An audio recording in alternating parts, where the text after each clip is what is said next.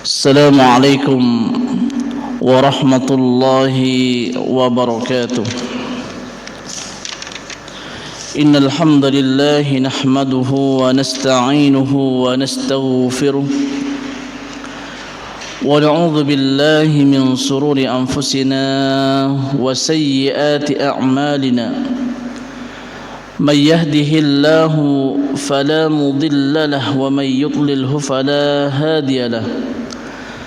أشهد أن لا إله إلا الله وحده لا شريك له وأشهد أن محمدا عبده ورسوله الذي لا نبي ولا رسول بعده. قال الله تعالى في القرآن الكريم: أعوذ بالله من الشيطان الرجيم. بسم الله الرحمن الرحيم. يا أيها الذين آمنوا اتقوا الله حق تقاته ولا تموتن إلا وأنتم مسلمون. Para jemaah sidang subuh yang dirahmati Allah, alhamdulillah, marilah kita panjatkan puji syukur kita kepada Allah Subhanahu wa taala. Allah yang Maha Pengasih, yang tidak pernah pilih kasih. Allah yang Maha Penyayang, yang sayangnya tidak terbilang. Oleh karenanya kita senantiasa bersyukur kepada Allah Subhanahu wa taala akan nikmat yang telah Allah berikan kepada kita, sehingga pada subuh kali ini kita diperkenankan oleh Allah Subhanahu wa taala untuk hidup setelah Allah mematikan kita, yaitu pada saat ia tertidur. Kita bersyukur kepada Allah Subhanahu wa taala dengan ucapan alhamdulillahirabbil alamin. Terutama adalah nikmat sehat, nikmat kesempatan. Karena banyak orang yang lupa, tidak bersyukur kepada Allah Subhanahu wa taala akan dua nikmat tersebut. Itu sudah benar daripada hadis Nabi sallallahu alaihi wasallam. Ni'matani maubunun fihima katsirun minan nas, as-sihhatu wal faragh. Ada dua nikmat yang mana manusia sering lupa dan melalaikan, yaitu nikmat sehat dan nikmat kesempatan. Oleh karenanya kita harus senantiasa selalu ingat kepada Allah Subhanahu wa taala, la in syakartum la azidannakum wa la in kafartum inna adzabi lasyadid. Sekiranya jika kita bersyukur kepada Allah Subhanahu wa taala, maka Allah Subhanahu wa taala akan terus menambah nikmatnya kepada kita semua. Akan tetapi ketika kita ingkar, tidak bersyukur kepada Allah Subhanahu wa taala, maka Allah Subhanahu wa taala akan mengazabnya dengan azab yang pedih. Naudzubillah summa naudzubillah min dzalik.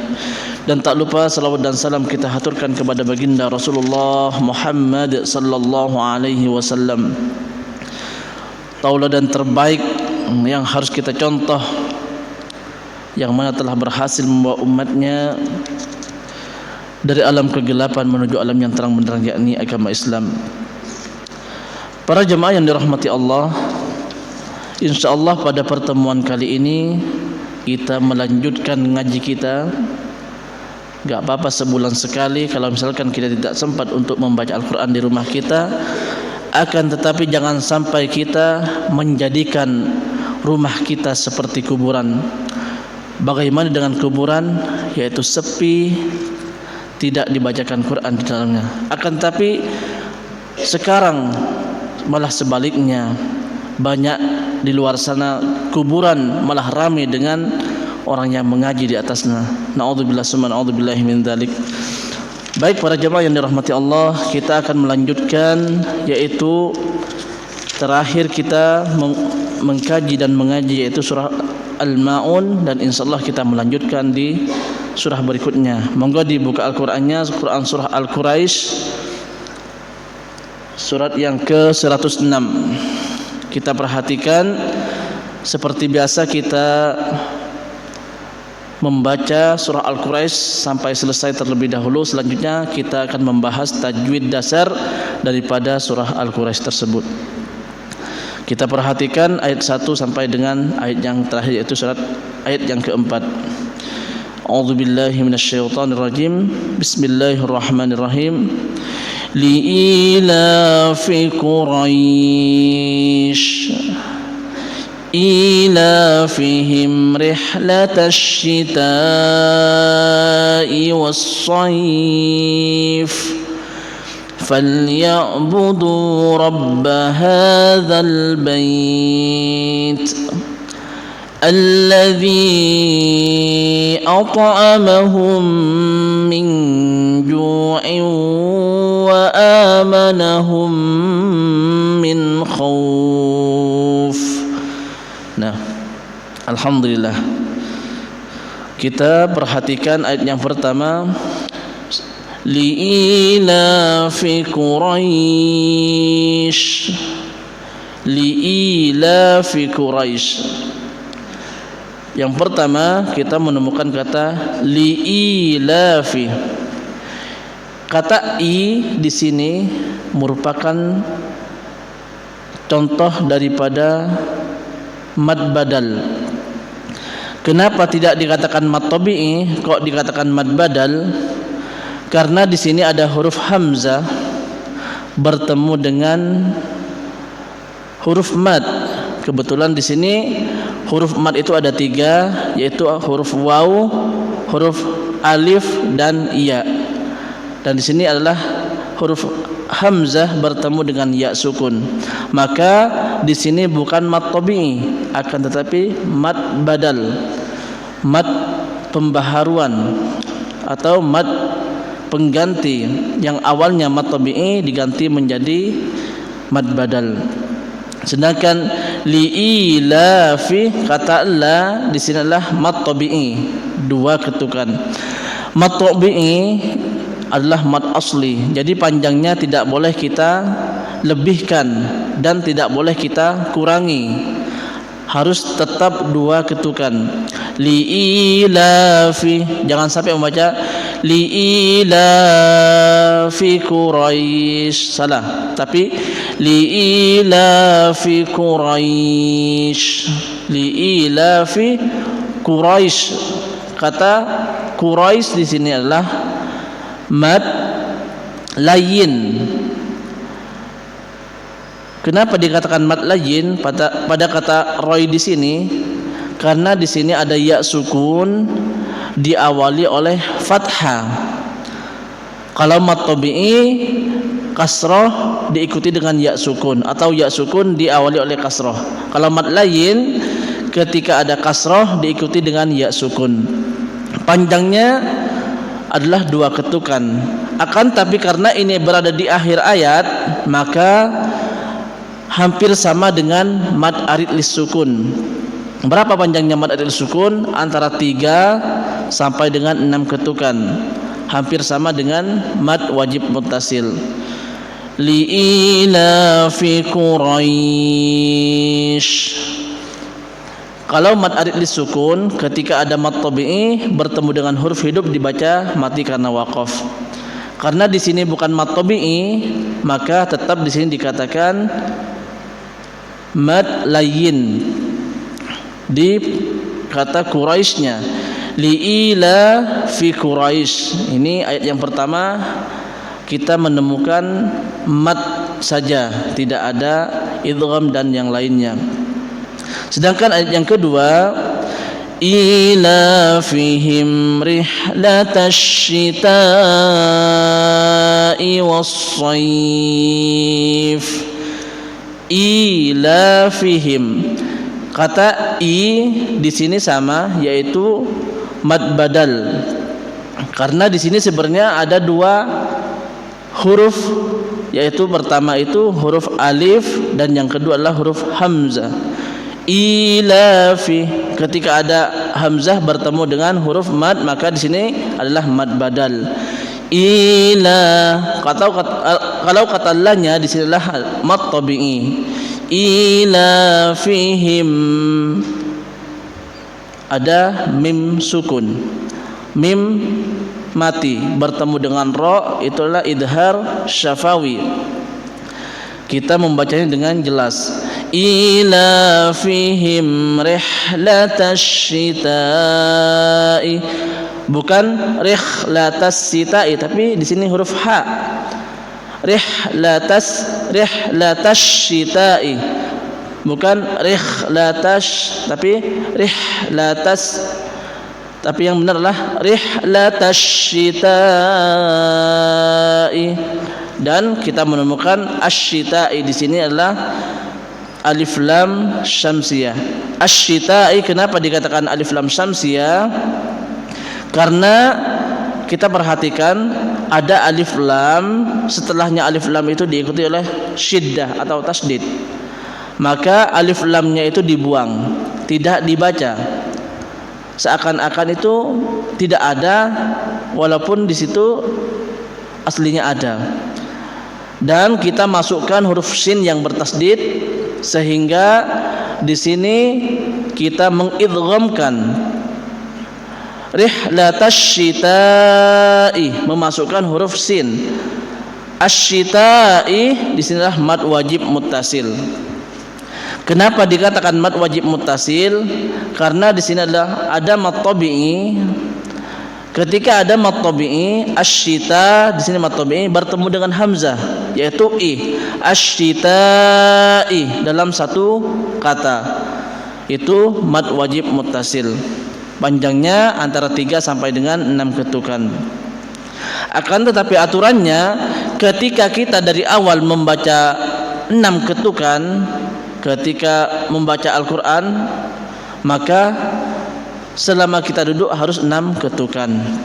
Tidak boleh yang pertama 4 ketukan, yang kedua 3 ketukan, dan yang keempat 6 ketukan. Harus sama. Biar apa? Biar nadanya itu bagus, iramanya sesuai dengan kaidah tajwid. Ilafihim rihlatash syita'i was-sayf. Kata was-sayf di sini adalah alif lam syamsiyah lagi, sama seperti asy-syita'i, karena ada alif lam diikuti oleh tasydid. Jadi otomatis alif lamnya itu dibuang. Was-sayf. Dan yang terakhir adalah mad layyin. Soy ini mad layyin, akan tapi karena berada di akhir ayat maka kita panjangkan sampai dengan maksimal 6 ketukan. Li'ilafi Quraisy ilafihim rihlatash syita'i was-sayf. Boleh kita membaca antara ayat yang pertama dan yang kedua itu disambung. Itu boleh. Li'ilafi Quraisyin ilafihim rihlatash syita'i was-sayf. Bahkan kita boleh menyambung dari surat sebelumnya. Contoh misalkan faj'alahum ka'asfim ma'kulim bismillahirrahmanirrahim li'ilafi Quraisy. Itu boleh. Menyambung itu boleh saja, akan tapi di situ ada aturannya. Ada aturan menyambung yang tidak diperbolehkan, yaitu misalkan kita menyambung dari surat sebelumnya melanjutkan ke surat yang satunya, akan tapi berhentinya di bismillah, itu tidak boleh. Contoh, faj'alahum ka'asfim ma'kulim bismillahirrahmanirrahim. Ketika bacaan bismillah itu dijadikan akhir ayat, maka itu yang tidak dibolehkan. Akan tapi yang dibolehkan adalah ketika kita menyambung dan basmalah itu tidak dijadikan akhir ayat, seperti yang contoh pertama tadi. Kita lanjut di ayat yang ketiga, falyabudu rabb hadzal bait. Falyabudu, budu di sini adalah mad tabi'i. Kenapa dikatakan mad tabi'i? Karena ada waw sukun diawali oleh dhammah atau dhammah diikuti oleh waw sukun. Panjangnya 2 ketukan. Falyabudu rabb hadzal, hanya mad tabi'i juga. Dan yang terakhir al-bait. Nah, baru disinilah alif lam qamariyah. Bedanya alif lam syamsiyah dengan alif lam qamariyah adalah kita perhatikan alif lamnya di sini. Ketika kita menemukan alif lam dan setelahnya alif lam itu tidak diikuti oleh tasydid atau syiddah, maka di situ ada alif lam qamariyah. Contohnya al-bait ini, otomatis lamnya itu tersukunkan atau disukunkan, dimatikan. Falyabudu rabb hadzal bait. Dan yang terakhir sama, yaitu mad layin. Karena berada di akhir ayat posisinya, maka kita panjangkan, lebih panjang dari biasanya. Falyabudu rabb hadzal bait alladzi at'amahum min ju'in wa amanahum min khauf. Nah, yang terakhir alladzi itu merupakan alif lam samsiyah juga. Akan tetapi khusus daripada alif lam samsiyah yang bertemu dengan lam, maka lamnya dijadikan satu dan hanya diikuti oleh tasdid saja, dan lam yang pertama itu dibuang untuk memudahkan kita membaca Al-Qur'an. Alladzi at'amahum, alladzi, dan yang kedua adalah mad jaiz munfasil. Apa bedanya mad wajib muttasil dengan mad jaiz munfasil? Kalau mad wajib muttasil adalah ketika ada mad tabi'i bertemu dengan hamzah dalam satu kata, satu kalimat. Kalau mad jaiz munfasil ketika ada mad tabi'i bertemu dengan hamzah, sama-sama bertemu dengan hamzahnya, akan tetapi itu berada di luar kata atau luar kalimat. Alladzi at'amahum min ju'. At'amahum, at' di sini adalah qalqalah. Qalqalah ada 2, yaitu qalqalah sughra dan qalqalah kubra. Dan kebetulan di sini adalah qalqalah sughra. Kenapa dikatakan qalqalah sughra, qalqalah kecil? Pantulannya tidak dikeraskan karena ini berada di tengah-tengah kata, tidak berada di akhir ayat. At'amahum, at'amahum ada mim sukun. Mim sukun bertemu dengan mim itu adalah idgham mimi, atau bisa disebutkan dengan idgham mislain. Ketika ada huruf mim, mim sukun bertemu dengan mim, maka itu merupakan idgham mimi. At'amahum, maka itu dengung, didengungkan, karena sifat daripada mim tasdid itu merupakan gunnah. Min ju', ada nun sukun lagi bertemu dengan jim, itu adalah ikhfa hakiki. Cara membacanya adalah kita samarkan, tidak boleh kita membaca min ju'i, tidak seenaknya membaca, akan tapi kita samarkan min ju'i. Iu ada tanwin, kasratain bertemu dengan waw, itu idgham bi gunnah. Wa amanahum min khauf. Wa hanya adalah mad badal karena ada mad tabi'i bertemu dengan alif. Manahum, nah sama di sini ada mim sukun bertemu dengan mim tasdid, itu idgham mimi atau idgham mislain. Min khauf, nun mati, nun sukun bertemu dengan kha. Min itu idhar khalqi, jelas. Dan yang terakhir adalah khaw, itu mad layin. Alladzi أطعمهم من جوع وآمنهم من خوف. Nah, Al-Quraisy itu pendek 4 ayat. Akan tapi ketika kita meresapi, ketika kita membaca dengan kaidah tajwid, maka kita tidak akan pernah bosan walaupun kalimatnya atau bacaan tajwidnya itu sama. Walaupun bacaan tajwidnya itu sama, ketika kita meresapi dengan seluruh badan kita, maka kita tidak akan pernah bosan membaca Al-Qur'an. Sebenarnya dari yang pertama kita bahas sampai dengan yang akhir ini tetap sama yang kita bahas tajwidnya, akan tapi ketika kita menyalurkan dengan seluruh badan kita, maka kita akan merasakan nikmatnya yang luar biasa. Karena apa? Karena ini merupakan pahala yang besar, yang mana setiap hurufnya Allah Subhanahu wa taala memberikan 10 pahala. Belum lagi kalau misalkan kita orang yang baru pemula, baru belajar Al-Qur'an, masih terbata-bata membaca Al-Qur'an, maka Allah Subhanahu wa taala masih memberikan bonus, yaitu 2 pahala. Akan tapi orang yang fasih, udah lancar membaca Al-Qur'an, maka dia akan bersama para malaikat yang mulia.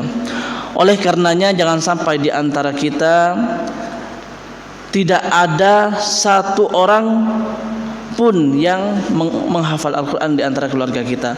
Harus ada. Kalau misalkan bukan kita, anak kita. Kalau bukan anak kita, cucu kita. Karena apa?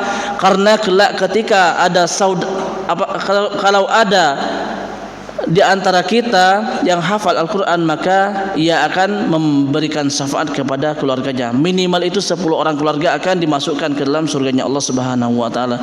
Begitu dahsyatnya, begitu luar biasanya Al-Qur'an, sehingga ia mampu membawa keluarganya masuk dalam surganya Allah Subhanahu wa taala.